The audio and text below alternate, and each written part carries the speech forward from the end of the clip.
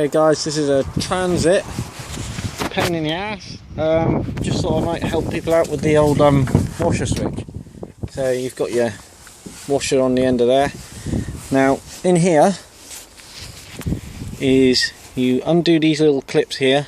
You may use various tools to release these clips. There is a rod here which sits in this rocker, okay, and when you push the end of the motor down, it pushes this one forward, and that's how we operate our washer bottle.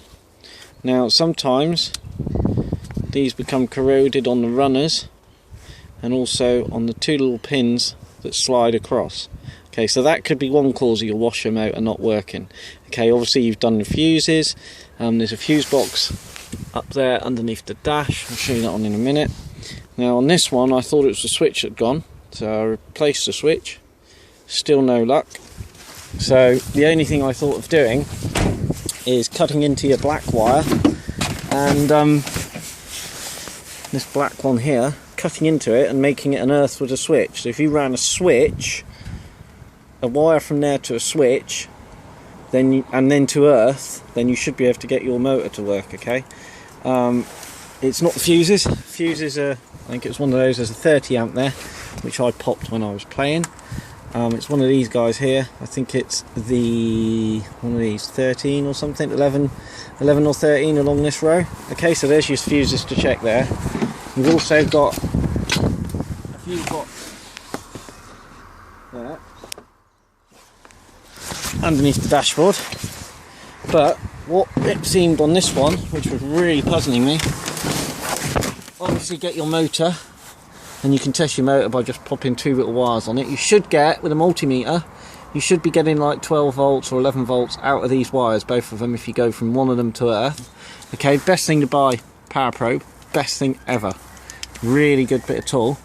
But what I noticed was a small hole in the sheath work here, okay, which had been rubbing up here.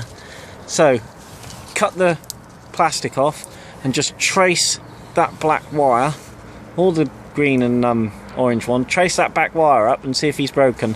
I've just split these now just to quickly wire them together to see if the motor actually works, and it does. So before you get all upset and think you've got to put switches in, take out the washer bottle completely, okay, which probably ain't a bad thing to give it a wash. Take your washer bottle out completely. Okay, obviously test your motor with a little bit of wire on a battery, make sure it is that. But if your motor spin's fine and you've got live coming, then obviously you've got some issues there. So start tracing the wire in back up to here and see what sort of condition the sheath work is in. And this one had cut the wire completely in half.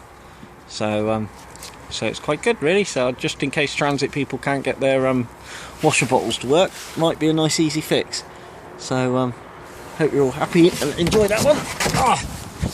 And there is also a couple of relays down there to check as well. Alright, so take your wash bottle out and then you gain access to those wires. Cheers!